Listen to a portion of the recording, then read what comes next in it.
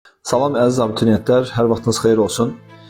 Artıq birinci və ikinci zonanın buraxılış imtahanları geridədir və biz blok imtahanına hazırlaşırıq.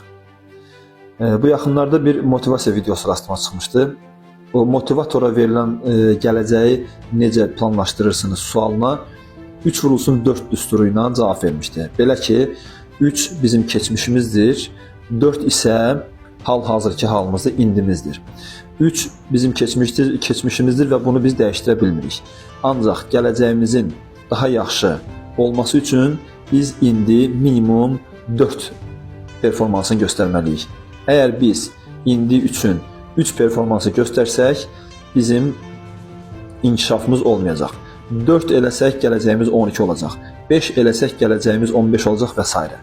Yəni, dəyişdirə bilmədiyimiz keçmişimizə deyil, hal-hazırki performansımızla idarə edə biləcəyimiz gələcəyimizə fikir verməliyik.